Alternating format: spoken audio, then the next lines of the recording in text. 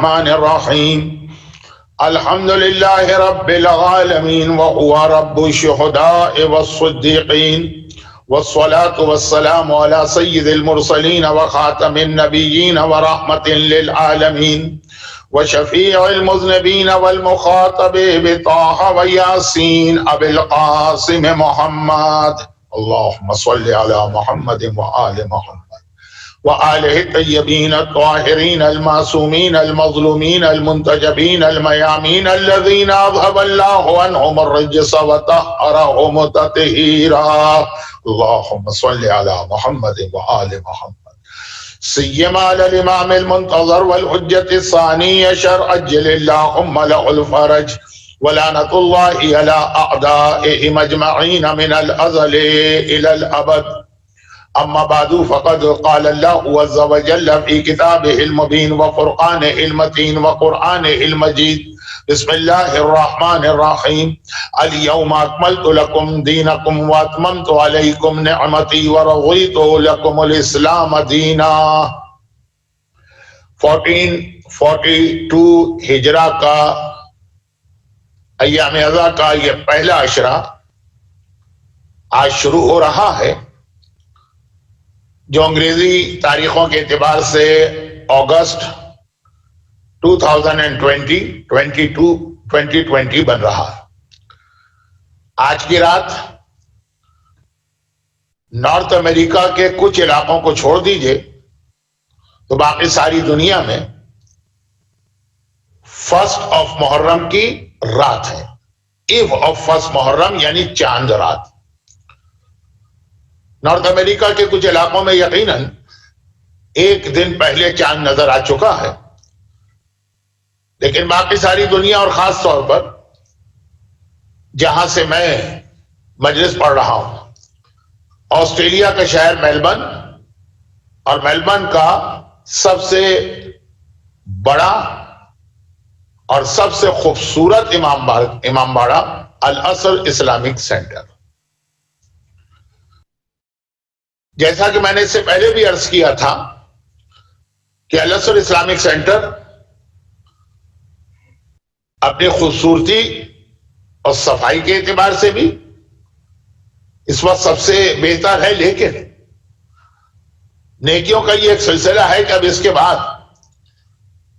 یکے بعد دیگرے عزاخانے یہاں پہ بنتے رہیں گے، میلبرن میں دوسرے امام باڑے بنتے رہیں گے، تعداد میں اضافہ ہوتا رہے گا، اس لیے کہ یہ عزاخانے ہوں یا امام باڑے، یہ دعائے فاطمہ زہرا سلام اللہ علیہا۔ دنیا کے تمام مذاہب والے اپنی عبادت گاہوں کو بیچ رہے ہیں، لیکن مسجدیں ہوں کہ امام باڑے، ان کی رونقیں بڑھتی چلی جا رہی۔ فی الحال میلبرن میں، اور میلبرن چونکہ خود وکٹوریا کی اسٹیٹ میں واقع ہے، یہاں پہ یہ کورونا کی بنا پر اسٹیج 4 کی ریسٹرکشنز ہیں، اور جس میں رات کا کرفیو بھی شامل ہے۔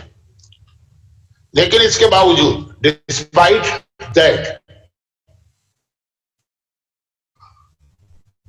عزاخانوں میں یقیناً مومنین کے آنے پر اور جمع ہونے پہ تو پابندی، لیکن تمام پلیسز آف ورشپ، ہماری مسجدیں، ہمارے امام باڑے، ہمارے عزاخانے، ہمارے عاشور خانے، ہمارے حسینیہ، ہمارے ماتم، ابھی تک حکومت کے قوانین کے اعتبار سے ان کو کھولنے کی اجازت ہے، ان کو سجانے کی اجازت ہے، اور اس میں لائیو مجلس پڑھنے کی اجازت ہے، جو لائیو اسٹریمنگ یا براڈ کاسٹ کے ذریعے مومنین تک پہنچائی جائے۔ اس لیے میں نے اور الازہر اسلامک سینٹر کی انتظامیہ یعنی محترم ذکی پنجو صاحب نے یہ طے کیا کہ چونکہ شرعاً کوئی مسئلہ نہیں، اس لیے ہم لوگ مجالس امام باڑے سے ہی کریں گے، اور جیسا کہ ہمیشہ سے صاحبان ایمان کا طریقہ رہا ہے کہ چاند رات کو عزاخانے سجتے ہیں، آپ میرے دائیں اور بائیں आलम शबी भी देख रहे हैं और मुझे भी मिंबर पर फिजिकली मौजूद पा रहे हैं। यकीनन हर अज़ा खाने के अपने भी कुछ प्रॉब्लम्स होते हैं, इस एतबार से किसी पर एतराज नहीं किया जा रहा है, बल्कि परवरदिगार आलम ने जो हमें एक मौका अता किया, हो सकता है कि इसी अशरे के दरमियान कभी कोई ऐसा मरहला आ जाए कि हालात के तहत अज़ा खाने बंद करना पड़े। वो एक मजबूरी होगी, लेकिन जब तक कि इजाजत है, और चूंकि शरीयत का कानून इस वक्त ये है कि जो आपके मुताल्लिका इलाके की हेल्थ अथॉरिटीज कहें, आपको उसके मुताबिक अमल करना है। इस एतबार से अल्हम्दुलिल्लाह 1442 हिजरा के अय्याम अज़ा के पहले अशरे की ये मजालिस इसी अज़ा खाने में मुनक़िद हो रही हैं। और यहां पे दो छोटी बातें बयान करूं। हर एक को मालूम है कि चांद रात की मजलिस में कुछ इब्तिदाई बातें होती हैं। पहली बात यह है कि तकरीबन ऑलमोस्ट हमारे तमाम मराजे ने जहां एक तरफ ये कहा है कि कोरोना की बीमारी की बिना पर आपको अपने मुल्क के या अपने इलाके के हेल्थ अथॉरिटीज के हुक्म को शरई हुक्म समझ के फॉलो करना, वहां दूसरी जानिब ये कहा कि अगर मुमकिन हो तो अज़ा खाने और इमाम बाड़े जरूर खोले जाए। अगर मुमकिन का मतलब ये नहीं है कि कानून को तोड़ते हुए चुपके से आके आप ये सेंटर्स खोल दें, नहीं, यानी अगर कानून में इसकी गुंजाइश हो और कोई और ऐसा मसला पेश नहीं आ रहा, खासतौर पर इस वक्त शिया दुनिया के सीनियर मोस्ट मराजे में आयतुल्लाह उज़्मा आगा वहीद खुरासानी, जिनके लिए एक लफ्ज आजकल इस्तेमाल होता है कि मौलाई मर्जे। हमारा हर मर्जे मौलाई होता, लेकिन चूंकि आयतुल्लाह उज़्मा आगा वहीद खुरासानी अपनी जवानी में एक बेहतरीन खतीब भी रह चुके थे। उमूमन हमारे मराजे खिताबत नहीं करते हैं, दर्स व तदरीस में मशगूल होते हैं, लेकिन चूंकि वो बेहतरीन खतीब भी रह चुके हैं, तो जो उनके बयान करने का अंदाज होता, उससे लोगों को ये तासुर मिलता है। और फिर जिस अंदाज से वो अपने जज्बात का इजहार करते हैं, तो खास तौर पर उन्होंने कहा वो हमारी कौम के इस वक्त सीनियर मराजे में से एक आयतुल्लाह उज़्मा आगा लुत्फुल्लाह गुलपाईगानी, उनकी उम्र माशाअल्लाह 104 साल है, और आगा वहीद खुरासानी की इस्लामी एतबार से 102 साल। अंग्रेजी हिसाब से जनवरी के महीने में आगा वहीद खुरासानी इंशाअल्लाह 100 साल में दाखिल होंगे, लेकिन इस्लामी हिसाब से तो 103 साल के करीब। उन्होंने खास तौर पे ये कहा कि अगर अज़ा खाने खुल सकते हैं, यानी कानून की मुखालिफत नहीं हो रही है, तो हत्तल इम्कान उनको आबाद किया जाए। और हमारे यहां तो हर मोमिन और मोमिना के पास यह टर्म मौजूद है, अज़ा खानों को आबाद करना। आम हालात में ये 29 ऑफ ज़िलहिज का दिन जो अभी खत्म हुआ, अज़ा खाने सजाए जाते हैं, बाकायदा मर्द और औरतें आके इमाम बारगाहों को दोबारा सजाते हैं। बहुत अहम मौका होता। और यहां पे मैं ये भी अर्ज कर दूं कि जिक्र इमाम, इस्लाम की दो इबादतें ऐसी जो बड़े शानदार तरीके से भी हो सकती है और बहुत ही सादा तरीके से भी, हालात कैसे भी हो जाए, इन दो इबादतों में कभी फर्क नहीं पड़ता है, ना सवाब में कमी आती है। एक है मौला अली की विलायत का ऐलान, एक है आका हुसैन के मसाइब का बयान। फजाइल अली की महफिल हो कि मसाइब हुसैन की मजलिस हो, ہمیں تو پہلے دن سے ہی یہ پیغام ملا. فضائل علی کا جو بہترین اعلان ہوا ہے وہ غدیر کے میدان میں. اور غدیر کی جو محفل میں نے پڑھی تھی تو یہ عرض کیا تھا کہ اس کا موضوع اس عشرے میں پورے عشرے میں آگے بڑھے گا تو غدیر تو خود اس بات کا نام ہے. بے سار و سامانی کا عالم ہے، نہ بیٹھنے کی کوئی جگہ ہے، نہ سائے کی کوئی جگہ ہے، نہ ممبر موجود ہے، نہ کوئی انتظامات ہیں. لیکن فضائل علی کے اعلان کے لیے ان تمام چیزوں کی کوئی ضرورت نہیں. علی کے فضائل عالی شان امام بارگاہوں میں بھی بیان ہو سکتے ہیں اور جلتے میدان اور تپتی ہوئی ریت پہ بیٹھ کے بھی بیان ہو سکتے ہیں. اگر گرمی کا موسم ہے تو بہترین air condition centrally air condition hall میں بھی بیان ہو سکتے ہیں. گرمی ہے تو سینٹرلی ہیٹڈ کہ آدمی کو بیٹھنے میں مزہ آئے. اور اگر جلتا ہوا سورج انسان کے کھال کو جلا رہا ہے تب بھی وہ فضائل علی کو بیان کر سکتا. اتنا شاندار العصر اسلامک سینٹر کی طرح کا سجا ہوا امام باڑہ ہو تب بھی فضائل علی بیان ہو سکتے ہیں، اور پالان شتر کا ممبر بنانا پڑے تب بھی فضائل علی بیان ہو سکتے ہیں. اور یہی مسئلہ مصائب حسین کا ہے. مصائب حسین کی شروع کی مجلسیں تو پڑھی کن حالات میں گئی کہ سیدانیاں اونٹوں پہ بیٹھی ہیں، بازوؤں میں رسی ہے، بالوں سے چہرہ چھپایا ہوا ہے اگر وہ بال والی روایت صحیح. اور وہاں بھی مصائب کربلا کا بیان ہو رہا. نہ کوئی مسجد، نہ کوئی امام باڑہ، نہ کوئی سینٹر، نہ کوئی بیٹھنے کا انتظام، نہ کوئی سجاوٹ، نہ کوئی ممبر. اور پھر آپ کربلا محلہ میں چلے جائیے عاشور کے دن، کیا شان و شوکت کے ساتھ مجلسیں ہوتی ہیں آقا حسین کے حرم میں. تو یہ دو چیزیں اسلام کے دامن میں بس اس کے سوا کیا ہے جو کہا جاتا ہے ایک ضرب ید اللہ، ایک سجدہ شبیر. اور یہ جو کہا جاتا ہے کہ لیو لائف علی اور ڈائی لائف حسین، یہ دو شخصیتیں ایسی کہ ان کے لیے کسی خاص انتظام کی ضرورت نہیں. ہر جگہ، ہر موقع پر، ہر حالات میں، ہر مشکل میں، ہر راحت میں ذکر علی بھی ہوگا، غم حسین کا سلسلہ بھی آگے بڑھے.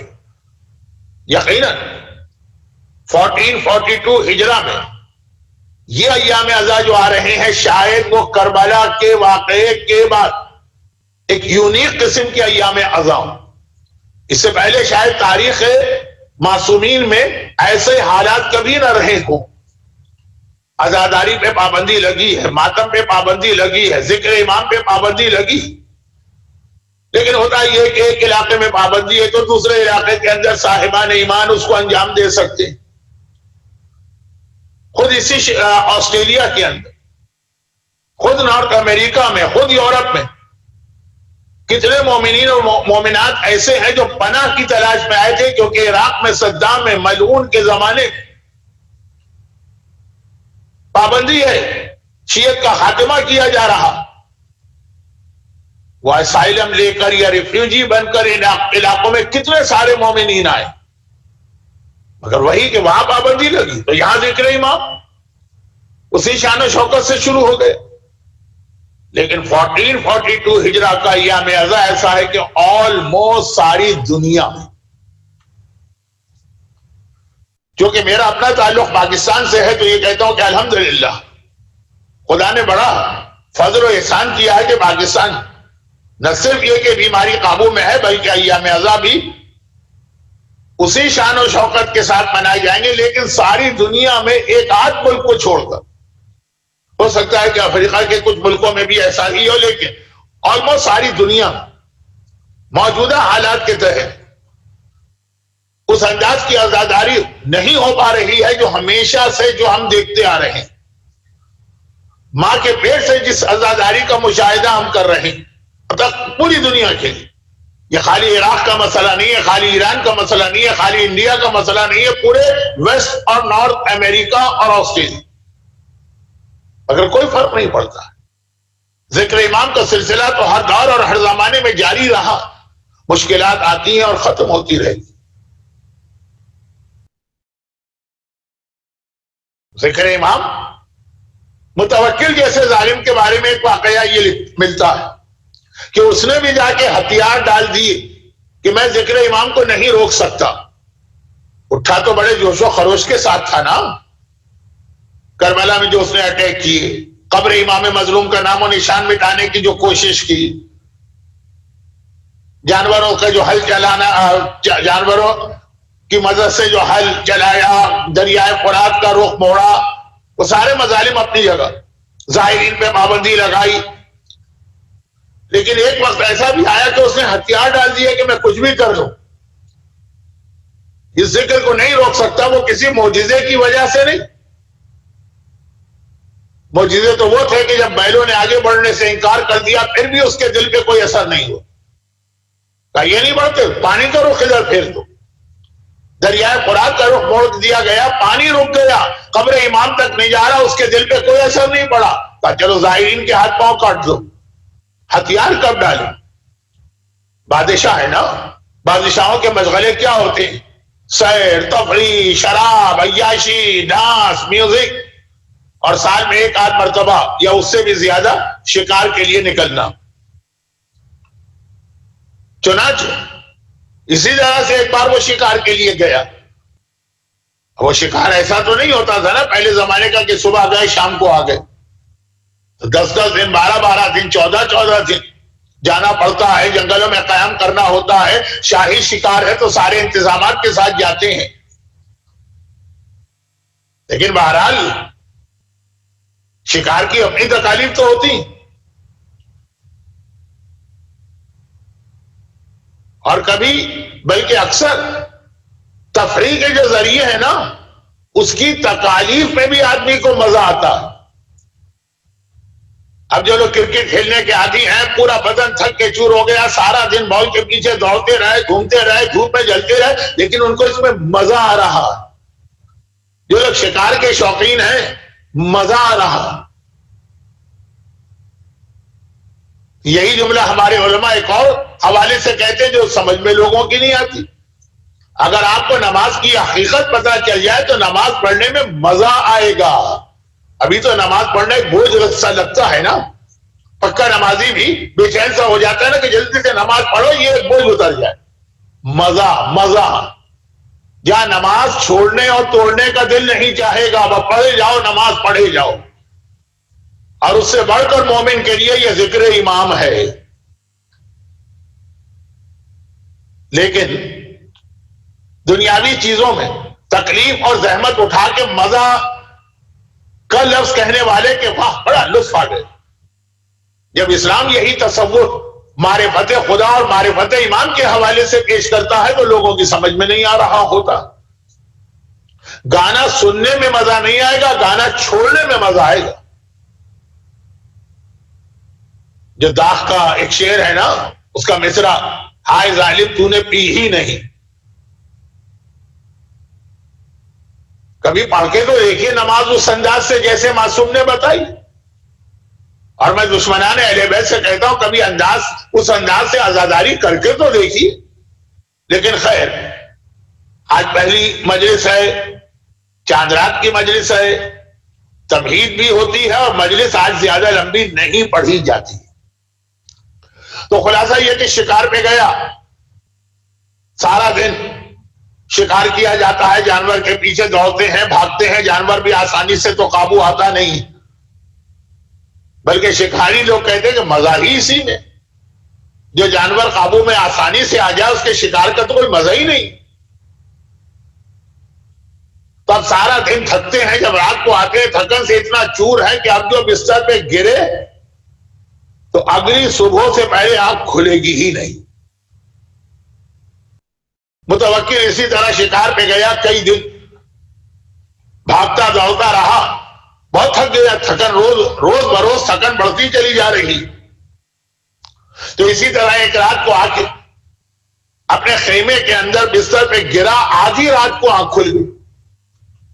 آدھی رات کو آنکھ کھلی اتنی تھکن کے عالم میں کیوں؟ کان میں کچھ عورتوں کے رونے کی آواز آئی.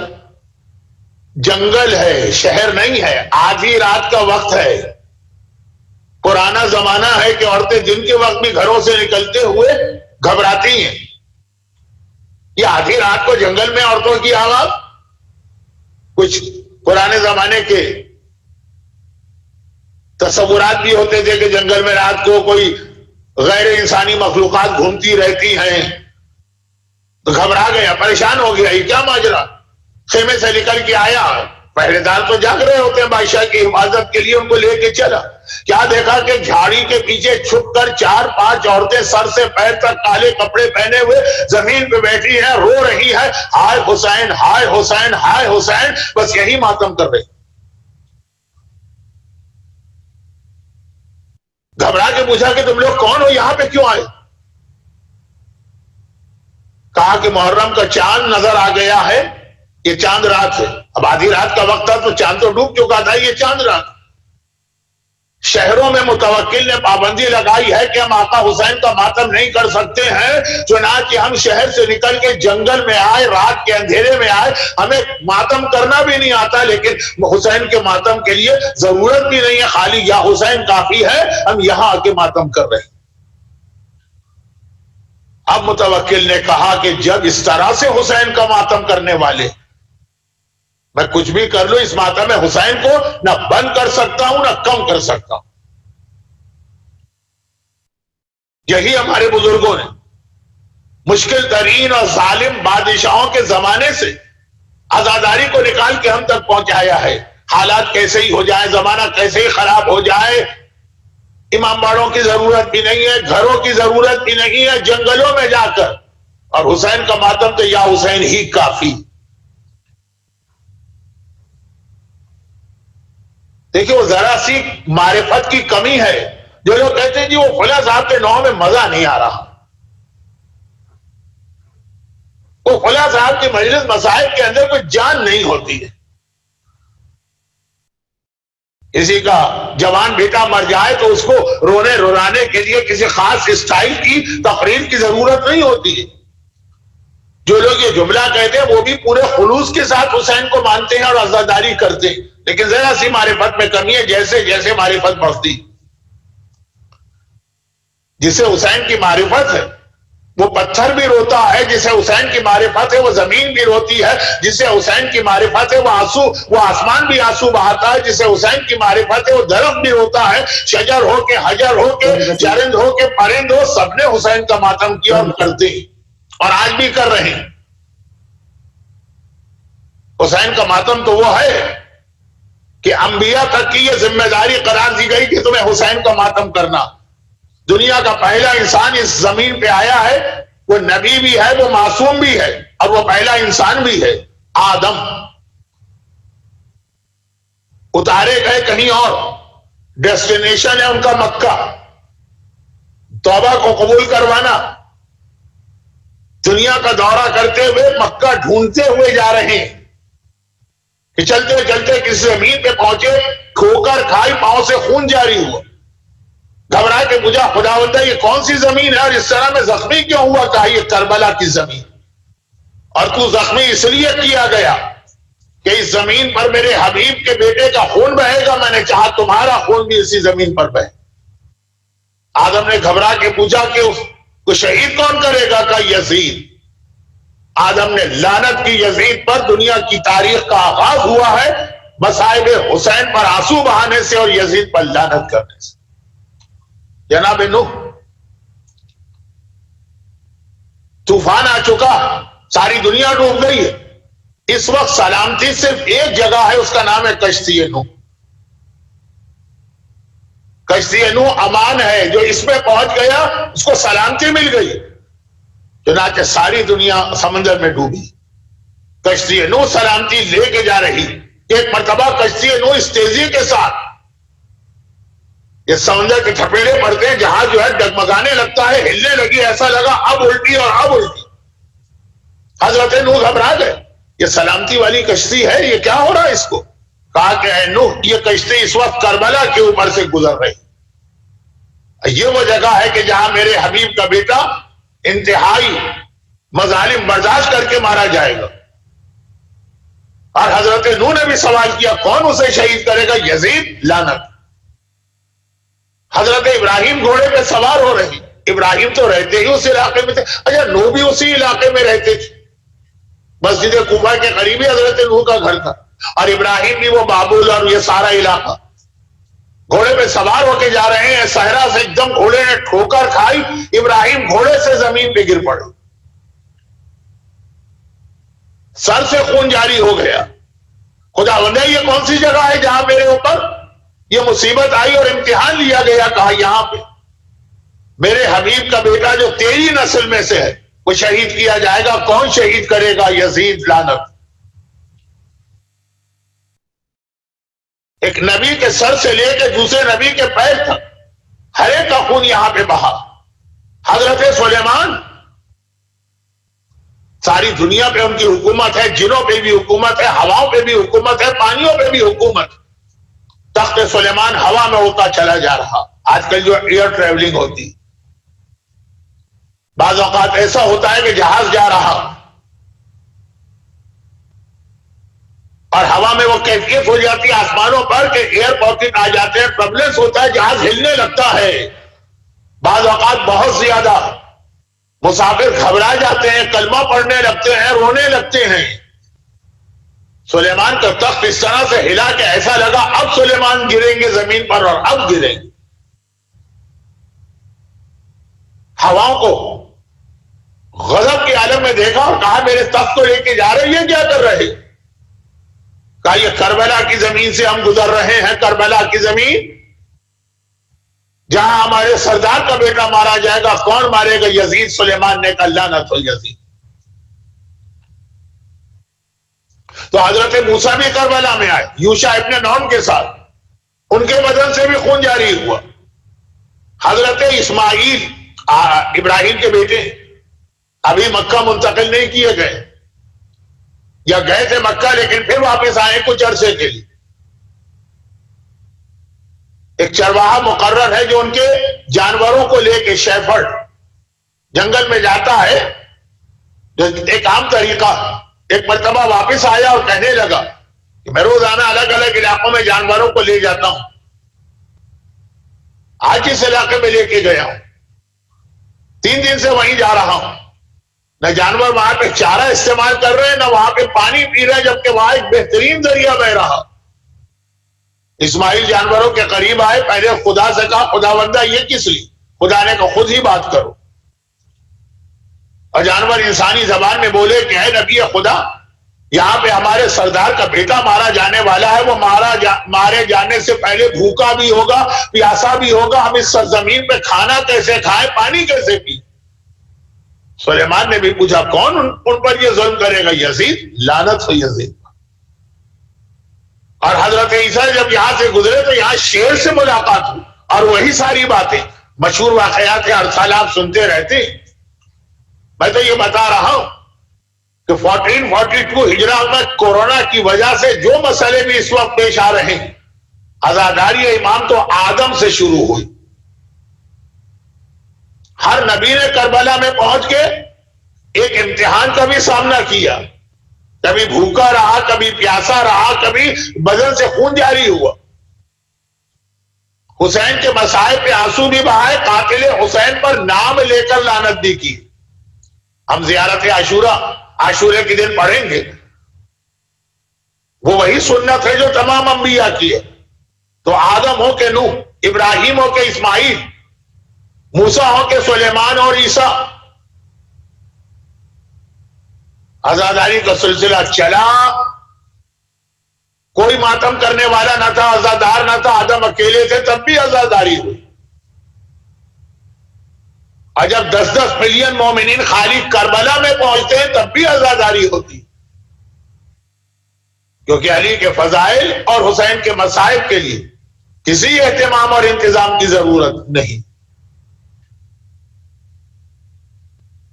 لیکن اتنا ضرور عرض کروں گا, کیونکہ یہاں پہ شاید کوئی غلط فہمی ہے, یا یہ کہ جو میرا اپنا کلچر ہے شاید بہت سے لوگوں کے کلچر سے مختلف ہے. اور وہ یہ ہے کہ بعض لوگوں نے ایک جملہ کہا جس سے مجھے اختلاف ہے کہ اس سال کورونا کی وجہ سے اگر عزاداری نہیں بھی ہو پا رہی, اچھا میں پہلے اپنے اس جملے کو پورا کر لوں، وہ ایک الگ موضوع تھا، لیکن جب یہاں تک بات آئی ہے تو اس کو پورا کر کے اس جملے کو آگے بڑھاؤں، اور وہ یہ ہے کہ ان سب نے حسین کی عزاداری کی جو انبیاء. آج کی رات شب جمعہ ہے نا، آپ تو ویسے ہی ہر شب جمعہ آقا حسین کو زیارت وارثہ میں سلام کرتے ہیں، اور یہ تو نوچندی شب جمعہ بن گئی، تو خصوصاً آپ سلام کریں گے. جن جن نے حسین کا ماتم کیا ہم ان تمام کو سلام کرتے ہیں اور حسین کو ان کا وارث کہتے ہیں. السلام علیکہ یا وارث آدم صفوت اللہ، السلام علیکہ یا وارث نوح نبی اللہ، السلام علیکہ یا وارث ابراہیم خلیل اللہ، السلام علیکہ یا وارث موسیٰ کلیم اللہ، السلام علیکہ یا وارث عیسیٰ روح اللہ، السلام علیکہ یا وارث محمد حبیب اللہ، السلام علیکہ یا وارث علی ولی اللہ. یہ تمام انبیاء حسین ان کے وارث بنے. آدم نے حسین کا ماتم کیا، حسین ان کے وارث. نوح نے حسین کا ماتم کیا، حسین ان کے وارث. ابراہیم نے ماتم کیا، حسین وارث ہے. موسیٰ نے ماتم کیا، حسین وارث ہے. عیسیٰ نے ماتم کیا، حسین وارث ہے. نانا رسول خدا نے ماتم کیا، حسین وارث ہے. بابا علی مرتضیٰ نے ماتم کیا، حسین وارث. اور ان سب نے صرف ماتم نہیں کیا، حسین کے قاتلوں اور ظلم کرنے والوں پہ لعنت بھی بھیجی. یہ ہے بیلنس، تولا اور تبرہ. اب یہاں پہ کیونکہ ابھی آج رات یا تو آپ زیارت وارثہ پڑھ چکے ہیں یا مجلسوں کے بعد پڑھیں گے. حسین ان سب کے وارث تو بنے، لیکن پھر آپ کو یاد دلا دوں کس چیز میں وارث بنے. مال میں وارث بنے ہیں، کوئی میراث میں وارث بنے ہیں، کوئی جائیداد میں وارث بنے ہیں، کوئی دولت میں وارث بنے ہیں، کوئی مکانات میں وارث بنے ہیں، کوئی پراپرٹی میں وارث بنے. آدم سے حسین کو کون سی دولت ملی؟ نوح سے حسین کو کون سی میراث ملی؟ یا یہ مقصد میں میراث ملی؟ جو آدم کا مقصد تھا، جو نوح کا مقصد تھا، جو ابراہیم کا مقصد تھا، جو عیسیٰ کا مقصد تھا، جو موسیٰ کا مقصد تھا علیہ السلام، جو رسول خدا کا مشن تھا، جو مولا علی کا مشن تھا، وہ سب کو حسین نے کربلا میں جا کے پورا کیا. کربلا خالی حسین کا جہاد نہیں ہے، کربلا میں حسین نے آدم سے لے کے نانا رسول خدا تک تمام انبیاء کی محنتوں کو بچایا ہے، ان کے وارث بنے. باقی باتیں کیونکہ وہ انبیاء کا گریہ ماتم، دشمنان حسین پہ لعنت، تو میں نے کہا کہ شب جمعہ کی مناسبت سے یہ دو جملے اور عرض کر دوں، یہ ایک الگ موضوع. لیکن بہرحال جن حالات میں اس وقت ہم عزاداری کر رہے ہیں وہ حالات یقیناً اس سے پہلے کے حالات سے مختلف. آدم اکیلے تھے، تنہا تھے، عزاداری شروع کی، عزاداری کو ہر سال ترقی ملی.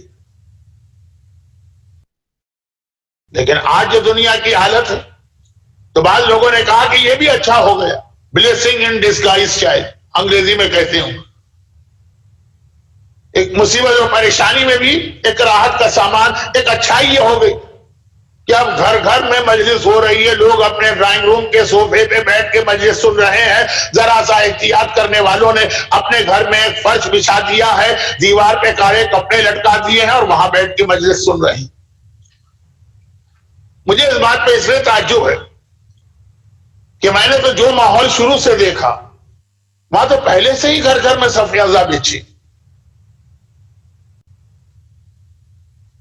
گھر گھر میں صفحے ماتم شبیر بچھا دو. ہم لکھنؤ والے چاند رات سے ہمارے یہاں صفحہ ازاں بچ جاتی تھی اس وقت بھی جب تمام امام بارگاہوں میں پورے عروج کے ساتھ اور شان و شوکت کے ساتھ مجلسیں ہو رہی.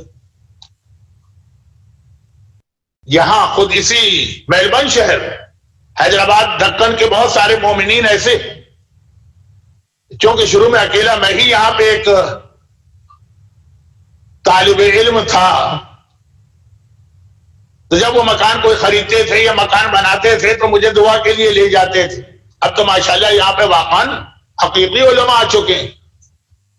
آب آبد، تیمم برخاست، پانی آ گیا تو تیمم کی کیا ضرورت، وہ علماء آ گئے تو مجھ جیسے طالب علم کی کیا ضرورت.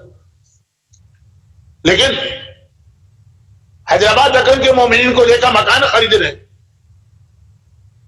تو خاص طور پہ بتایا کہ مولانا یہ مکان ہم نے جو خریدا تو خاص کرائیٹیریا یہ تھا کہ مثلا ہال اتنا بڑا ہو کہ جو ہمارے یہاں ریگولر مجلسیں ہوتی ہے بڑے آرام سے ہو جائے، سال کی ایک مجلس نہیں. امروہے کے صاحبان ایمان کو میں جانتا ہوں، میری تو زندگی کے پہلے دونوں استاد امروہے کے ہیں. پورا سال اور ایام اعزاں میں مسلسل ان کے یہاں مجلسیں ہوتی رہتی. گھروں کی مجلس کی بات کر رہا ہوں. پاکستان میں کراچی کی رضویہ سوسائٹی میں رہتا تھا. فجر کی نماز رضویہ کی مسجد میں ادا کر کے گھر میں آنے کا موقع ہی نہیں ملتا تھا. اب جو دورے کی مجلسیں ہوتی تھیں تو مردوں کی تو مجبوری ہے کہ آفس جانا ہے، جاب پہ جانا ہے، 8 بجے ختم، اور خواتین کی مجلسوں کا سلسلہ پورا دن جاری.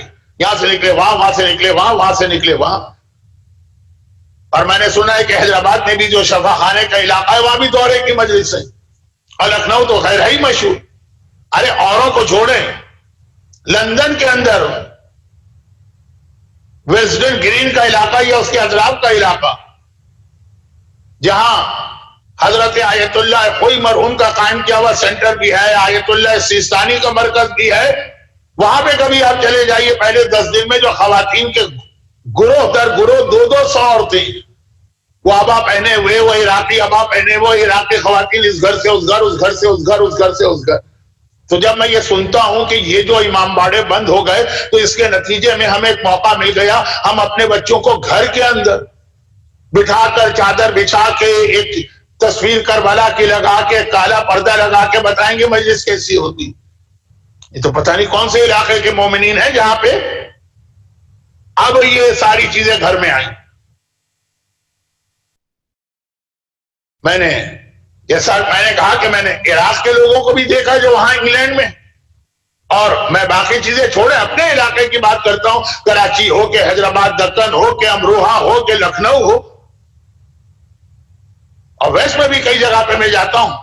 لوگ کہتے ہیں آئیے مولانا ایک چیز دکھائیں، معلوم ڈرائنگ روم میں کہیں یا کسی ایک کمرے میں ایک چھوٹا سا عزا خانہ سجا ہوا.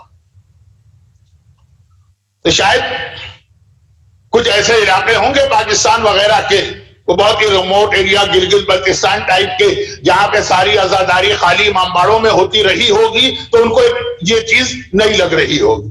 الحمدللہ ہمارے بزرگوں نے مسجدیں اپنی جگہ بنائی، امام باڑے اپنی جگہ بنائے، وہ بڑی شاندار مجلسیں اپنی جگہ کی، لیکن گھر کی مجلس دورے والی جہاں 10 آدمی آ کے بیٹھتے ہیں، 5 آدمی آ کے بیٹھتے ہیں، اس کے سلسلے کو بھی جاری رکھا.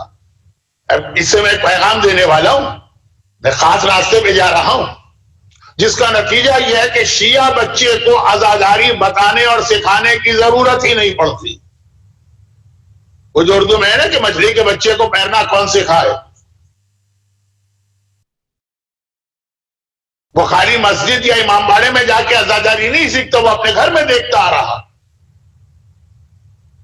چنانچہ کراچی کا ماحول تو یہی، اور مجھے یقین کامل ہے کہ لکھنؤ کا اور امروہے کا اور حیدرآباد دکن کا بھی یہی ماحول ہوگا کہ ادھر چاند رات ہوئی اور بچے بھی کالے کپڑے پہنے. اب آج کل تو کچھ ٹیررزم کے مسئلے ہیں، ورنہ سویرے بچے خود ہی لگا رہے ہیں اپنے شوق سے، گھر گھر جا کے چندہ جمع کر رہے ہیں، کالے کپڑے پہن لیے ہیں، بچوں کے اپنے گروہ ہر گھر کے اندر جا رہے ہیں، ان کی اپنی مجلسیں ہو رہی ہیں.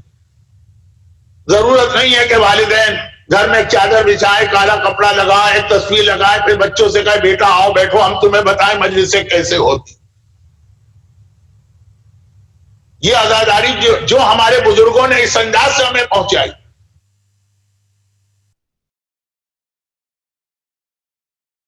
کہ خود بخود بچے کی زندگی میں اس طرح شامل ہو گئی کہ اسے پتا ہے کہ چاند رات سے اس کی کیا ذمہ داری ہے، کچھ سکھانے کی ضرورت نہیں. اسی میں ایک بہت اہم میسج بھی، جو لوگ میری مجلسیں سنتے ہیں، میں نے تو الازہر اسلامک سینٹر میلبرن کے فاؤنڈر ذکی پنجو صاحب سے کہا تھا کہ مجلسیں آپ کسی ایسے خطیب سے پڑھوائیے نا کہ جس کو لوگ شوق سے سنیں. میں تو اس سال یہ ارادہ کر رہا تھا کہ پڑھوں گا نہیں، بحیثیت عزادار صف پہ بیٹھوں گا. اس عزادار کا بھی بڑا رتبہ اور احترام ہے جو صف پہ آ کے بیٹھتا. آج اس سال تو دل چاہتا ہے کہ جہاں ان کی جوتیاں ہیں وہاں جا کے میں بیٹھوں، کہ امام معصوم بھی اسی کے قریب تشریف لاتے ہیں. لیکن ان کا اصرار تھا کہ مولانا یہ تو ہمیں ایک موقع مل گیا, آپ تو ہر سال یہاں سے چلے جاتے ہیں, اس سال آپ یہاں پہ ہیں. تو خیر, بات کہنے کا مقصد یہ تھا کہ اب تک جو میری تقریر ابھی تک ہوئی ہے, آج کی پہلی تقریر کا اب تک جتنا حصہ ہوا, جو لوگ مجھ کو ریگولر سنتے ہیں ان کو اس میں صادق حسن کہیں نظر نہیں آ رہے ہوں گے. تو اب یہ جملہ سن لیجیے کہ یہ جو ہمارے بزرگوں کی وجہ سے یہ کورونا کے پرابلم میں اگر مسجدوں اور امام باڑوں میں اجتماع ممکن نہ رہے تب بھی ہمیں کوئی مسئلہ نہیں ہوا, کیونکہ جب یہ مسئلے نہیں تھے تب بھی ہم گھر کی اسی انداز کے مجلسوں میں شریک ہوتے. وہ میں نے کہہ دیا ایسا نہیں کہ سال میں صرف ایک سالانہ مجلس کرائی, ساری برکتیں سمیٹ لی اور ختم. پورا ایام ازا 2 مہینے 8 دن مجھے اب تک یاد ہے اپنے بچپنے گھر میں, ہر گھر میں رضویہ کے ازاخانہ سجادہ میں باقاعدہ گھروں سے چھوٹے تابوت اٹھا کے جعفریہ امام بارگاہ جو گولی مار میں تھا وہاں جا کے زمین کھود کے ہم لوگ دفن کرتے تھے. تو ساری چیزیں ہم نے دیکھی ہیں. جب آج کوئی کہتا ہے کہ مولانا بلیسنگ ان ڈسگائز, اس کے نتیجے میں ہر گھر میں عزاداری پہنچ گئی, تو میں حیران ہوتا ہوں یہ کون گھر تھا جہاں اس سے پہلے عزاداری نہیں تھی. لیکن اب ادھر میں نہیں جا رہا ہوں. اسی عزاداری کے اس طریقے نے ہم کو ایک اور بہت اہم پیغام دیا, اور وہ یہ کہ اگر اسی طرح سے ہم پورا دین اپنے گھروں میں لے کے آ جائیں تو بغیر کچھ کہے بھی ہمارا بچہ نمازی بھی بنے گا, روزے دار بھی بنے گا, راہ خدا میں خرچ کرنے کا عادی بھی بنے گا, قرآن پڑھنے کا عادی بھی بنے گا, اعمال بھی کیا کرے گا, واجبات کی پابندی بھی کرے گا, حرام سے بچے گا. وہاں چونکہ ہمارے گھر کا ماحول نہیں ہے تو بچے سے کہنا پڑتا ہے بیٹا نماز سیکھو. اور آپ میں سے بہت سے لوگ میرا فیور کریں گے کہ جن گھروں کے اندر گانے نہیں سنے جاتے ہیں, اب بہت کم لوگ گھر رہ گئے, لیکن جہاں ہیں یعنی یہاں کا ماحول یہ تھا کہ مثلا ریڈیو لگا ہے, ٹی وی لگا ہے, یا یہ کہ کوئی حلال مووی لگی ہے اور گانا آیا ایک دم سے دوڑ کے اس کی والیوم کو بند کیا, یا ریموٹ ہے ریموٹ سے اس کو میوٹ کیا. وہاں پہ چھوٹا سا بچہ, اس کی بھی یہ عادت بن جاتی ہے کہ جہاں یہ آواز ہے وہ دوڑ کے گیا اور اس نے آواز بند کرنے کی کوشش. جن گھروں میں باقاعدگی سے ریگولر نماز پڑھی جاتی ہے, کیا وہاں یہ نہیں ہوتا ہے کہ آپ کو بچہ جسے پتہ ہی نہیں کہ نماز کیا ہے, 2 سال کا بچہ 2.5 سال کا بچہ نہ کھڑا ہوا جائے نہ جھکا جائے, ماں کو دیکھ کر ماں کے پہلو میں آ کے کھڑا ہو جاتا ہے, الٹی سیدھی جس طرح سے وہ کر سکتا ہے وہ نماز کی کوشش کر رہا ہے, کاپی کر رہا ہے. جن گھروں میں یہ ماحول ہے, میں نے کہا واہ 12 سال 14 سال کے بچوں کو سمجھا کے تھک گئے نماز پڑھو, وہ نماز نہیں پڑھتے, اور یہ 12 مہینے کا بچہ یا چلیں 2 سال کا بچہ ہے وہ خود سے ہی نماز پڑھ رہا, یا اللہ کی نماز ابھی نہیں پڑھ رہا, یہ اپنے والدین کو دیکھ کے نماز پڑھ رہا. یہ پورا ایک پیغام. تو ہمارے بزرگوں نے واقعا ہمیں عزاداری ایسی ہی پہنچائی. ہمیں یہ کہنے کی ضرورت نہیں ہے کہ کورونا کی وجہ سے اگر امام باڑوں میں نہ گئے تو ہمارا گھر ہی امام باڑہ بنے گا. جب کورونا نہیں تھا تب بھی ہمارے امام باڑے بھی تھے اور ہمارے گھر بھی امام باڑے تھے. لیکن یہ اتنی ساری جو عزاداری ہم کر رہے ہیں یہ کسی جبر کی وجہ سے نہیں کر رہے, کسی کلچر کی وجہ سے نہیں کر رہے, کسی عادت کی وجہ سے نہیں کر رہے.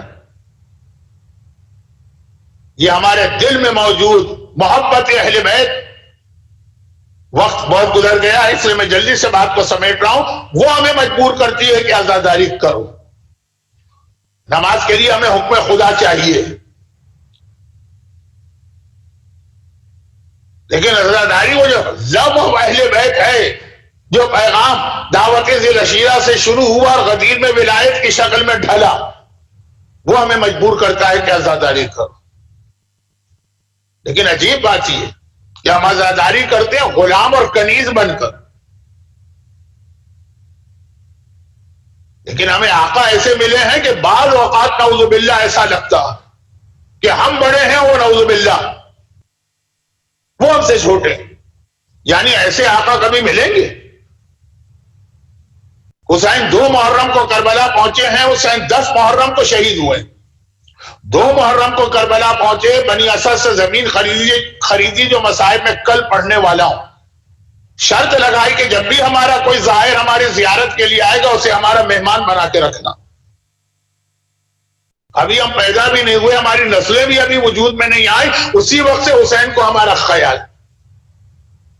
10 محرم کو جب آخری رخصت کے لیے سب کو رخصت کر کے سجاد کے پاس گئے, سجاد جب مدینہ جانا میرا شیعہ ملے اسے میرا سلام پہنچانا. آج ہم اگر کہتے ہیں السلام علیکم یا ابا عبداللہ, یہ کچھ بھی نہیں ہے. حسین نے تیر, آپ کو معلوم ہے نا, جب سجاد کے بعد آخری رخصت کے لیے گئے تو اتنے زخمی تھے کہ سجاد بھی نہ پہچان سکا اپنے بابا کو. اس وقت بھی اگر خیال ہے تو اپنے شیعوں کا خیال. کتنے ہم خوش قسمت ہیں, ہمیں کیسے مہربان آقا ملے. کربلا پہنچتا ہے, پہلے ہمارا خیال کرتا ہے کہ ہم آئیں تو مہمان بنا کے رکھنا, یہ میرے مہمان آ رہے ہیں, ان کو کوئی تکلیف نہ ہو, ان کو کوئی زحمت نہ ہو. جس کا اپنا پورا گھر آج کربلا میں اس میدان میں ذبح ہونے والا, اور جب آخری رخصت کے لیے آتا ہے تو ہمیں سلام بھجواتا. دیکھیں میں نے اس سے پہلے بھی کئی بار مجلسوں میں ایک جملہ کہا کہ ہم اہل بیت کو کریم ابن کریم مانتے ہیں. آج شب جمعہ ہے, کل جمعے کا دن ہے, امام زمانہ کی زیارت پڑھی جاتی ہے, اس میں یہ لفظ ہے کہ نہیں کہ انت کریم من اولاد الکرام, مولا امام زمانہ خود کریم ہے اور کریم بزرگوں کی اولاد میں. کریم کسے کہتے ہیں؟ ہمارے یہاں ایک بہت مشہور قصیدہ ہے, کتنی سخی ہے تو فاطمہ. جب شاعری میں تو مجبوری بعض اوقات ہوتی ہے کہ شعر میں جو لفظ وزن کے اعتبار سے آ رہا ہے, جو اس کی بہر ہے اور جو بھی ہے وہ لانا پڑتا, لیکن اصل میں نہ فاطمہ سخی ہے نہ اہل بیت سخی ہے, یہ کریم ہے. دونوں کا فرق کئی بار بتاتا ہوں لیکن آج خاص طور پہ یاد دلانا. سخی اسے کہتے ہیں جو خود بھی کھائے دوسروں کو بھی دے, کریم اسے کہتے ہیں جو خود فاقے کرے اور دوسروں کو دے. روزی کا مسئلہ اس کے گھر میں فاقے ہوں گے, ہم کو دے گا. صحت کا مسئلہ اس کے گھر میں بیماری ہوگی, ہم کو دے گا. اولاد کا مسئلہ اپنی اولاد قربان کر دے گا, ہمیں اولاد اللہ سے عطا کروائے گا. یہ کریم ہے, اہل بیت کریم ہے. خود کچھ نہیں لیتے, ہمیں عطا کرتے. خالی سورہ دہر میں یتیمم و مسکینم و اسیرہ ان 3 کے لیے نہیں ہے, قیامت تک کے لیے ہر مومن چھوڑے, عام انسانوں کے لیے بھی, حتیٰ اپنے دشمنوں کے لیے بھی کریم. چنانچہ ایام اعزا شروع, ہم نے اہل بیت کا استقبال کیا. آج آقا ہمارے مہمان بنے, ہم نے آقا کی خدمت شروع. آقا کہتے ہو نہیں سکتا, پہلے تم بتاؤ تمہاری کیا حاجت و پریشانی ہے, پہلے تمہاری پریشانی حسین دور کرے, پھر اپنی کوئی خدمت لے. اگر ہم اس عزاداری کو خدمت کہیں, یہ خدمت تو نہیں, ہماری جنت ہے, ہماری سعادت ہے.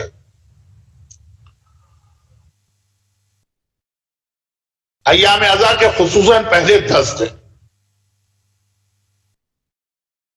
صحیح بات کروں کوئی دعا مانگنے کو بھی دل نہیں چاہتا. حسین کا گھرانہ مصیبت میں گھرا ہوا, 7 محرم سے پانی بند ہے, 10 محرم کو شہادتیں ہو رہی اور ہم اپنے مسئلے لے کے پہنچ جائیں. لیکن خود اہل بیت ہم سے ناراض ہیں اگر ہم ان تاریخوں میں ان سے کچھ نہ مانگیں. وہ سمجھتے ہم نے ان کی توہین کر دی. وقت کم ہے تو میں ذرا جلدی بات کو سمیٹ رہا ہوں. جب یہ جملہ کہا جاتا ہے تو بعض مولائی لوگوں کو عجیب لگتا کہ یہ 10 دن ہی تو قبولیت دعا کے اہم ترین دن ہے. کیوں؟ ہمارا دل نہیں چاہ رہا کچھ مانگنے کا, مانگنا تو چھوڑے, ہم اپنے مسائل کو دماغ میں بھی نہیں لانا چاہتے. حسین کہتے ہیں کچھ مانگو مجھ سے, میں کریم ابن کریم ہوں, طلب کرو. بغیر مانگے چلے گئے. قرآن کریم کی آیت ہے ان الذین یستکبرون عن عبادتی, جو لوگ دعا نہیں کرتے ہیں وہ میرے سامنے گھمنڈ کا مظاہرہ کرتے ہیں. گھمنڈی ہیں وہ لوگ, ایروگینٹ ہیں, مغرور ہیں کہ اللہ سے بھی نہیں مانگیں گے. یہ اہل بیت کہتے ہیں مانگو ہم سے اگر تم ہمیں مولائے کل سمجھتے ہو, مانگو تم اگر ہمیں کائنات پہ اللہ کی طرف سے حاکم سمجھتے ہو. اور یہ 10 دن تو خاص طور پر یاد رکھیے کہ اگر ہم خود اس دن کربلا میں عاشور کے دن پہنچتے جب حسین شہید ہو رہے ہیں, وہ سارے مسائل کے بیچ میں اگر ہم کو آتا دیکھتے آگے بڑھ کے پانی ہماری خدمت میں پیش کر، یہ لفظ اچھا نہیں، ہمارے لیے پانی پیش کر، پانی تھا نہیں لیکن جو بھی اس وقت ممکن ہوتا. مولا آپ نے ابھی اکبر کا لاشا اٹھایا ہے، آپ زخمی ہیں، کہا نہیں تو میرے مہمان ہو، پہلے مہمان کا خیال کرنا. یہی وجہ ہے کہ عاشور کا دن جہاں کچھ مانگنے کو دل نہیں چاہتا، مانگنا چھوڑے سوچنے کو دل نہیں چاہتا، جاب کیسا ہے، بزنس کیسا ہے، صحت کیسی ہے، چھوڑو یہ ساری چیزیں. آگے عاشور کا دن، مگر اعمال عاشور میں وہ دعائے القمہ ہے جو غلط فہمی میں دعائے القمہ مشہور ہو گئی ہے. وہ جو دعا ہے زیارت عاشورہ کے بعد، اس میں یہی حاجتیں مانگی گئی، مریض کے لیے شفایابی مانگی گئی ہے، رزق میں برکت مانگی گئی. عاشور کے دن اعمال عاشورہ، جبکہ ہم کو یاد بھی دلایا گیا اصغر کی شہادت کو یاد کرو 7 مرتبہ انا للہ و انا الیہ راجعون، رضا بقضائہ و تسلیما لامرہ پڑھ کے اعمال عاشورہ کروائے جا رہے، اور اپنی حاجتیں دل ہی نہیں چاہ رہا، لیکن اہل بیت اسے اپنی توہین سمجھ رہے. ایک آدھ دفعہ میرے ساتھ ایسا ہوا، میں مریض آدمی، کسی صاحب نے اپنے گھر میں بلایا اور ایسے شاندار کھانے انہوں نے پکائے، لیکن مولانا میں نے کہا کہ حضرت میں نہیں، یہ کھا ہی نہیں سکتا، یہ میرے لیے زہر ہے.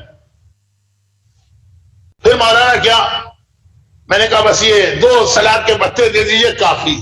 اگلی صبح آئے، میں ممبر پہ بیٹھا ہوں، پہلی محرم کی مجلس پڑھ رہا ہوں، بالکل سچا واقعہ.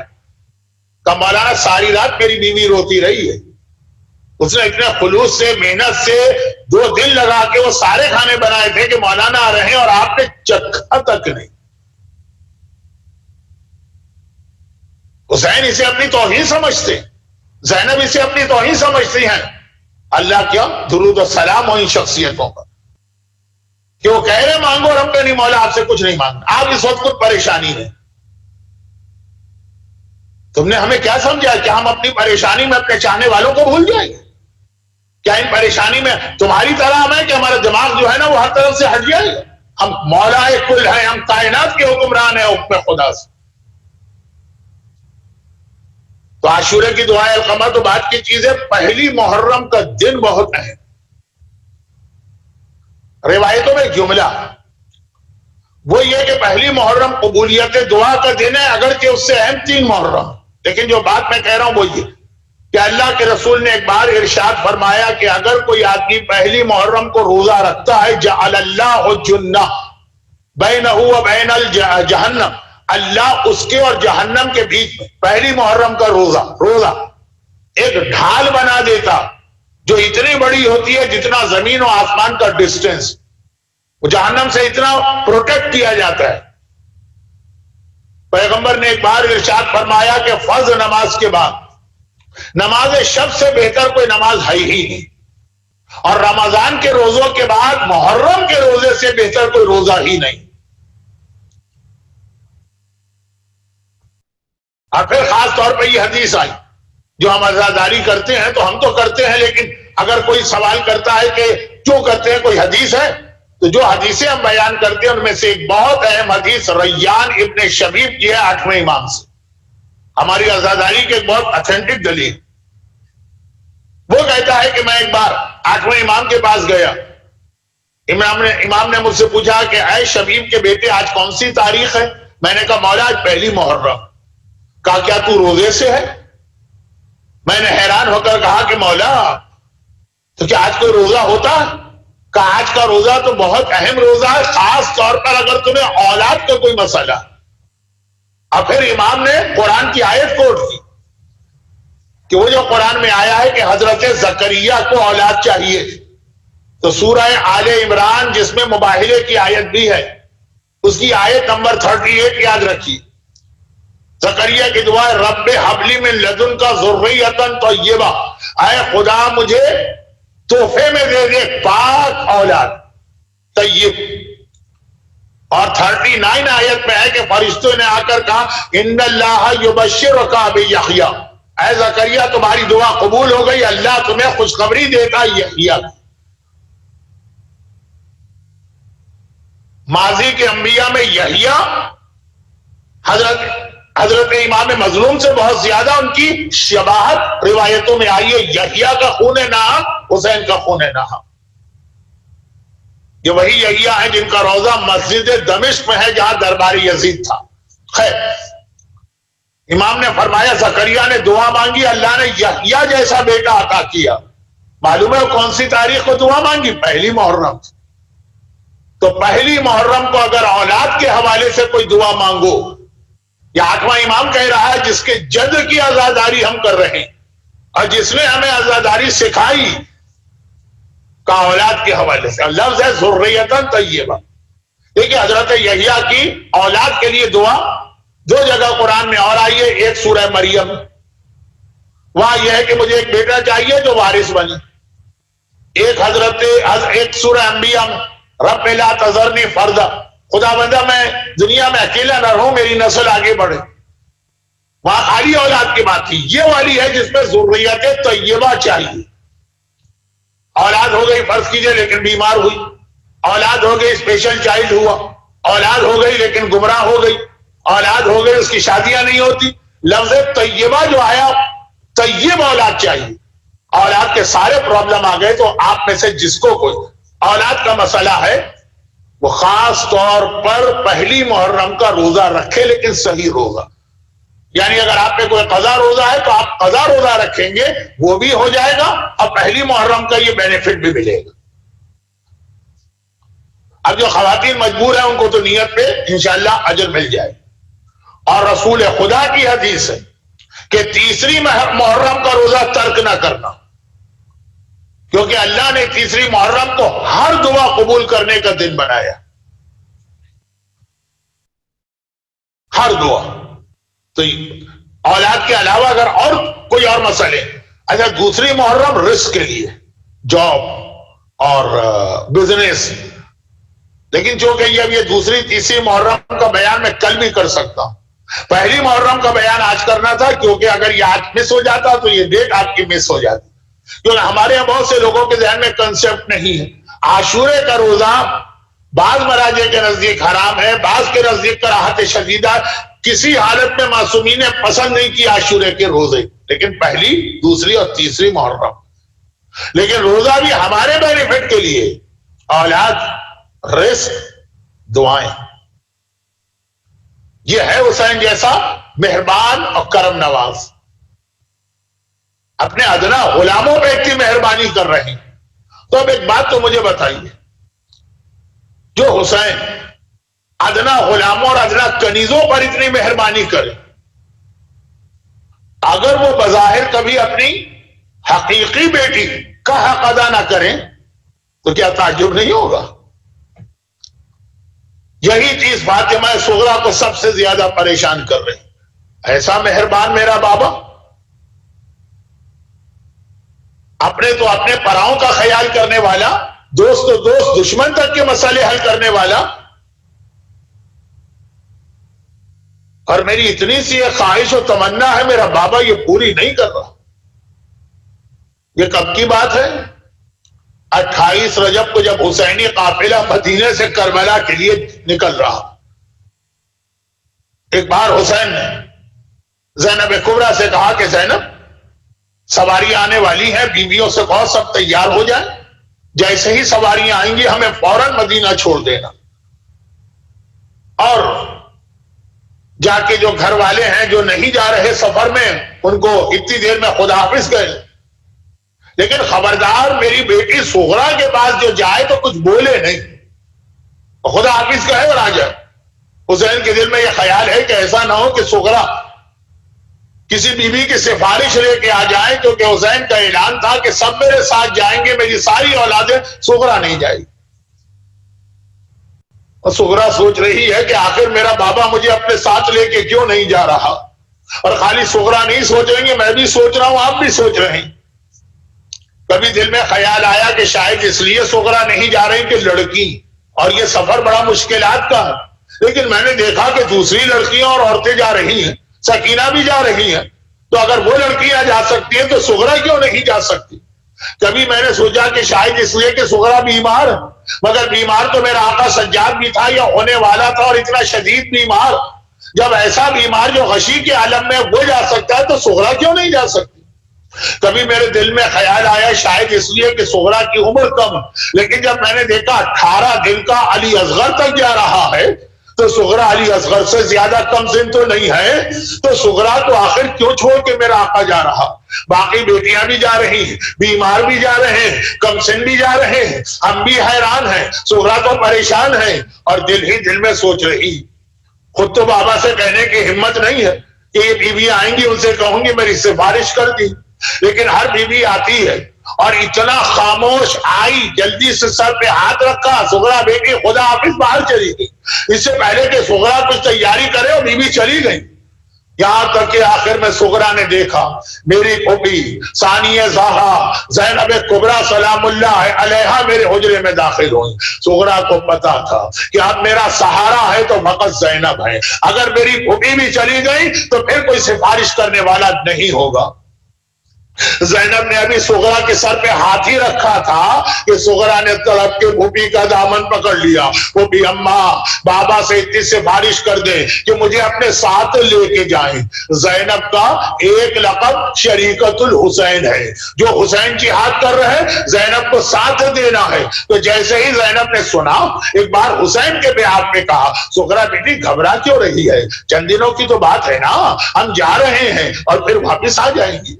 صغرا نے گھبرا کے جواب دیا، اگر اتنی پریشان نہ ہوتی تو شاید یہ جملہ نہ کہتی، کہا پھوپھی اماں مجھے پتا ہے کہ آپ سب واپس آئیں گے لیکن میرا بابا تو واپس نہیں آئے گا۔ ارے بیٹی باپ کی زندگی میں ایسا جملہ زبان سے نکالے اتنی پریشان تھی۔ زینب نے تڑپ کے کہا صغرا بیٹی یہ تو نے کیسے کہہ دیا؟ کہا پھوپھی اماں آپ کو پتا ہے کہ میری طبیعت ٹھیک تو ہو رہی ہے مگر دل گھبراتا ہے، کل آدھی رات کو میری آنکھ کھلی، میں نے دیکھا سارے گھر والے سو رہے ہیں، میرا دل گھبرا رہا تھا، میں حجرے سے نکل کے گھر کے صحن میں گئی تو میں نے عجیب منظر دیکھا، میں نے دیکھا کوئی سیاہ پوش بیوی زمین پہ بیٹھی ہے اور بار بار ماتم کرتے ہوئے کہتی ہے آئے میرا لال، آئے میرا حسین، آئے میرا عباس، آئے میرا اکبر۔ پھوپھی اماں میں پہچان گئی یہ میری دادی فاطمہ زہرا ہے جو میرے بابا کا ماتم کر رہی۔ ماں کا نام سنا اب تو زینب بھی برداشت نہ کر سکی، ایک مرتبہ صغرا کو بازو سے تھاما اور لے کے حسین کے حجرے میں آئی۔ یہ جملہ یاد رکھیے گا، یا جملہ آج کا ہے یا اس وقت کا جملہ ہے جب عباس آخری رخصت کے لیے اجازت دینے آئے تھے، صغرا کا بازو تھام کے زینب آئی، سکینہ کا بازو تھام کے عباس آئے تھے، وہ مصائب بعد میں آئیں گے۔ ایک بار زینب صغرا کو لے کے حسین کے حجرے میں گئی، وہاں بھی جب عباس سکینہ کو لائے تھے حسین نے کہا تھا عباس کچھ نہ کہنا، میں سمجھ گیا کیوں آ رہے، اور آج بھی یہی، زینب نے ابھی کچھ کہا بھی نہیں، آقا حسین امام ہے، آقا حسین نے جیسے ہی یہ منظر دیکھا کہا کہ زینب کچھ کہنا نہیں، میں سمجھ گیا صغرا کیوں لا رہی ہو، بس یاد رکھو میں اپنی ہر بیٹی کو لے جاؤں، میں اپنے گھر کی ہر عورت کو لے جاؤں، صغرا کو اپنے ساتھ لے کے نہیں جا سکتا۔ اب تو زینب بھی حیران ہوں، بھیا تو آخر کیوں، میری بچی کی تقصیر کیا ہے؟ حسین نے کہا صغرا تمہیں تو پتا ہے نا میرے بعد کیا ہونے والا ہے، کوفہ تو تمہیں کو سنبھالنا ہے، شام میں تو تمہیں کو جہاد کرنا ہے، میں اپنی ہر بیٹی کی بے پردگی برداشت کر لوں لیکن اپنی صغرا کی بے پردگی برداشت نہیں کر سکتا۔ مولا کس لیے؟ کہا اس لیے کہ میری باقی ساری بیٹیاں یا میرے نانا رسول خدا کی شبیہ ہے یا میرے بابا علی مرتضیٰ کی شبیہ ہے، مگر میری صغرا میری ماں فاطمہ زہرا کی تصویر ہے، حسین ہر امتحان دے مگر شبیہ فاطمہ بازاروں اور درباروں میں بے مقنا اور چادر کے حسین یہ امتحان نہیں دے گا، یہ منظر نہیں دیکھ سکتا۔